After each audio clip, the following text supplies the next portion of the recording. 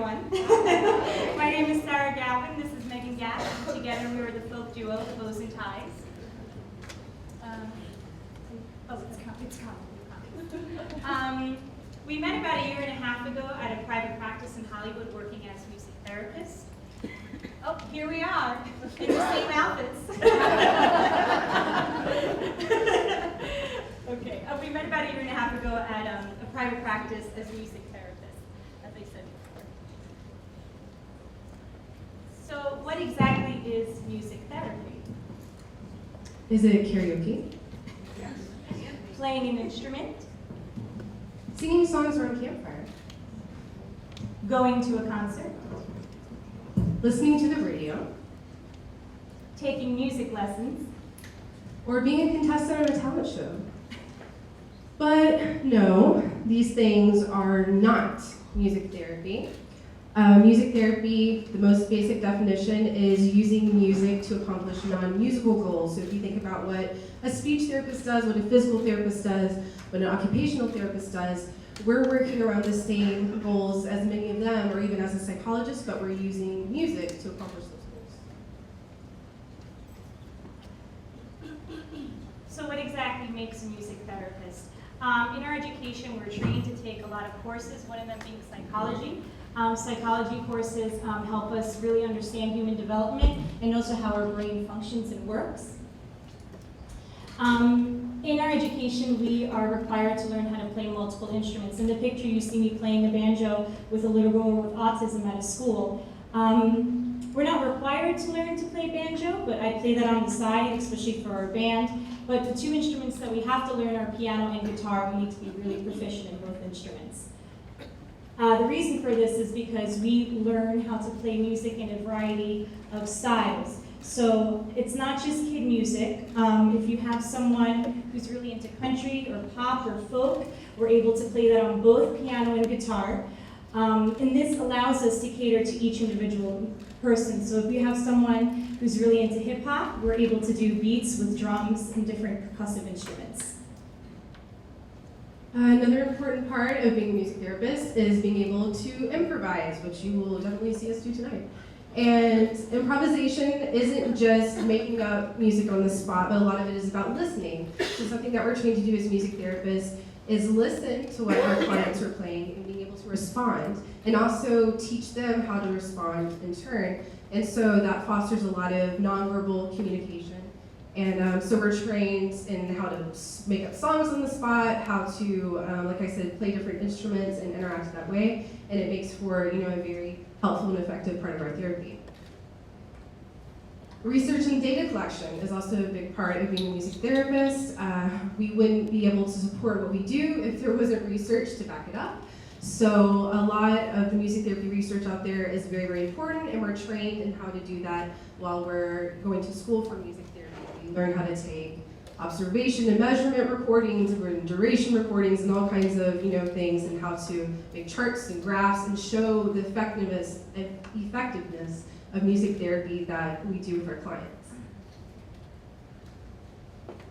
And songwriting is very, very important. As music therapists, whether we're working with preschoolers or working with people who are elderly, we write a lot of songs. As Sara was saying, it's very, very important that we pick music that is preferred by the client that we're working with. So even if I have a 4-year-old, and you may think a 4-year-old doesn't really have a preferred type of music, but he may really love dinosaurs, which means I have to write a song about dinosaurs. So that is a really important part of being a music therapist, is being able to be a good songwriter and make something that is musical and enjoyable for our clients, and something that we can collaborate on together.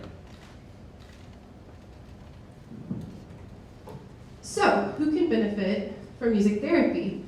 There are all ages and all backgrounds that can benefit from music therapy. Basically, the answer to that is anybody. But some of the examples that we're going to show you could be a child with autism. In the picture, I'm doing some drumming and singing with a little boy who is nonverbal and has autism. So something that we work on is communication. So through the drumming, we may be working on a simple concept like receptive communication. So when I say ready, set, go, he starts playing. Or whenever I play quietly, he's drumming quietly. So we're working on little things like that, and it can be very effective with drumming, because what, 4-year-old boy doesn't want to bang on some drums every once in a while. And what else? A person with cerebral palsy. I work at a special needs preschool in Miami called United Cerebral Palsy. The preschool is called Early Beginnings Academy. So I'm able to work with a large range of children, and one of the major diagnosis that we see there is cerebral palsy. So we'll work on gross motor skills, whether it's reaching their arm out to play a xylophone, or they're kicking a drum along with the music that I'm playing. You're able to do a lot to really work on those gross motor skills with that particular type of diagnosis. I worked in a children's hospital in New York. And one of the things I did a lot in New York is I worked a lot with the teenagers who were going through dialysis or chemotherapy. So I used music a lot as a distraction and a way for them to manage their pain.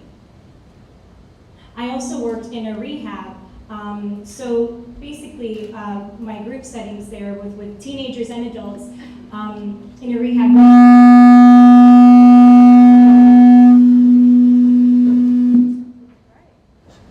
Good times. We didn't do that in the rehab. We worked a lot on lyric analysis, meaning we would listen to a song, we would read the lyrics, and we would talk about it, and they would talk a lot about how that affects them personally, and how it helps them maintain their sobriety. Also, music therapy is amazing with the elderly, especially those who have dementia or Alzheimer's. It helps them really be in the here and now and remember things, their name, loved ones, which is really important, especially when they're coming to visit them, grandchildren. So simple songs such as You Are My Sunshine, throughout that song, a lot of them remember it. Just like we remember kids' songs, chances are when we turn 85, 90, we'll probably remember them. Oh, this handsome man. Okay. This is a client of mine. He's 85 years old. I'm sorry. He's 85 years old. He suffered from a stroke about 5 years ago, and I've been working with him for 4 years. He's unable to speak, but he's able to sing. It's really amazing. His stroke left him cognitively, physically, and emotionally really just out of shape with that. But what we do a lot is, for the physical aspect, we work a lot on his left hand with drumming, or even shaking a maraca to strengthen it. And as far as the music, since he's unable to speak, we sing. So social greetings such as hello, how are you, how do you feel? Things like I am tired, I am hungry. So he's able to express himself and tell us his needs while singing through music. And that adorable little boy. That adorable little boy right there. He has a cognitive impairment along with some medical issues and some other things. He doesn't have the best eyesight, which is why he's wearing those amazing goggle glasses. And as you can see, we use a lot of the instruments that you see up here in therapy sessions with our children. So even though the primary instruments are piano and guitar, there's so many amazing things that you can do with everyday folk instruments, like a washboard that you can buy at Ace Hardware.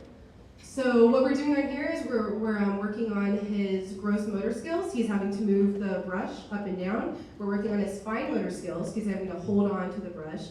You see we're making eye contact, so that's working on a very basic social skill, which is just sustained attention, making eye contact with another person.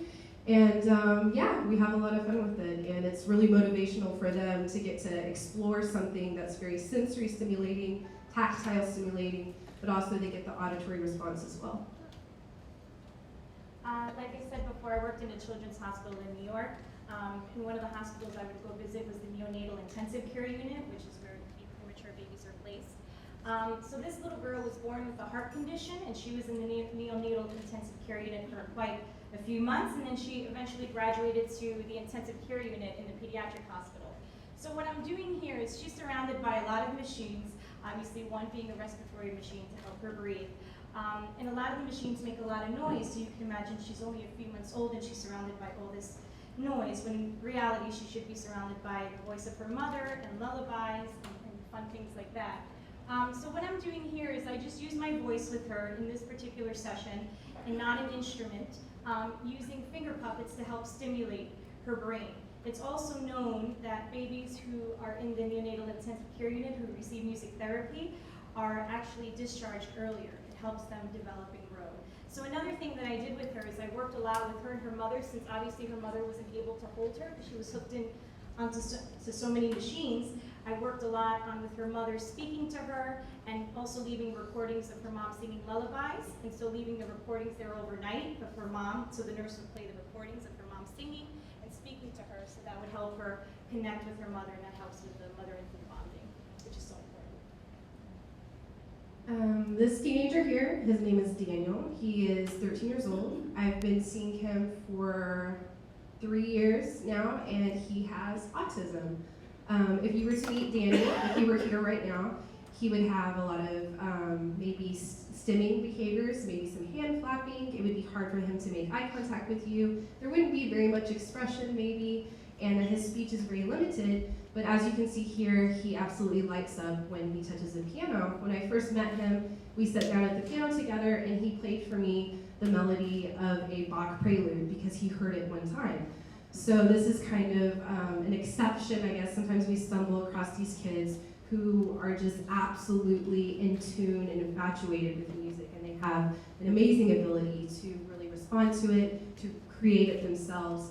So me and Daniel really connected because we both had a love for Elvis Presley and James Brown and really old music like that. I think in this particular photo we were playing Tutti Frutti.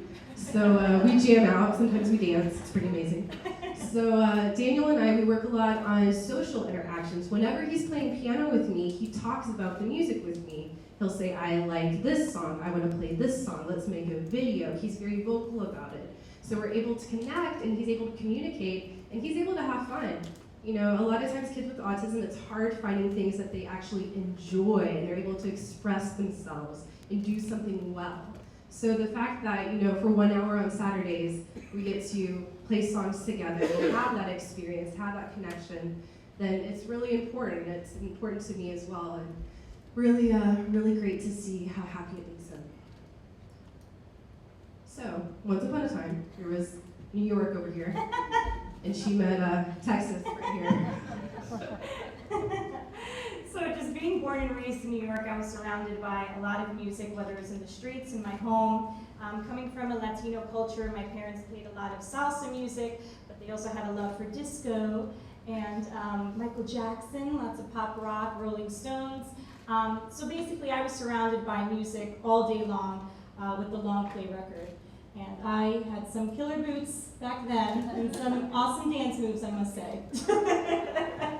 So while Sara is dancing to Saturday Night Fever, I was composing piano songs like A Song of the Wind or some other terrible title like that. And I began playing piano very, very young. My mother played a little piano by ear, and she, you know, I grew up listening to her play a lot of church and gospel music. And so it was really important to me from a very young age, and so I wrote songs all the way up until college, and of course I went to school for piano and for music therapy. So, you know, just like it's important to many of you, I'm sure you have some songs that were important to you or you remember from earlier in your life. So music was just a big part of our lives from a very young age. And so, with those very diverse backgrounds of me with my country music and her with her Michael Jackson, we formed a duo called the Bows and Ties, and we do a lot of folk-based music. We write some songs, we'll play some older songs, and we together we've created a really interesting sound, and I will get to share it with you in a minute. Yeah, one of the things we really believe in is supporting local communities. So we live in the art district in Wynwood in Miami, and we always, when there's a new business opening, we always go introduce ourselves and offer music for them. Just Meaghan being from Texas and me being from New York, music is a big thing. So especially live music. So one of the things we really, really believe in is sharing local live music and just playing our music. And we play anywhere from a community garden opening to a bar, craft shows. Think of anything else? Houses, an opening of a local clothing store. Yeah, that was really a punk rock clothing store, yeah. actually. With the banjo, but it was good times. So we just really believe in supporting the local arts and local communities, for especially small businesses. And being songwriters, being, you know, musicians who really believe in the idea of folk music, we really like the idea of sharing our songs and our personal stories with you. Just like we try to connect with our clients as music therapists, we feel like performing and songwriting and this whole idea of live music is us telling our story to you and you getting to respond to that. So we're going to be playing a song for you tonight that we wrote called Sooner or Later. And I find it very interesting because I feel like earlier we had some talks about the idea of home and how it changes throughout your life and how you're not really sure what it is. Maybe you have new experiences that makes you into someone else and you go back to the place where you grew up and it doesn't feel like home anymore. So that's kind of actually exactly what our song is about. And you see the large amount of instruments here that we play, but tonight we're just going to be using some washboard, some harmonica, and some guitar. So hope you enjoy. Give us a couple of minutes.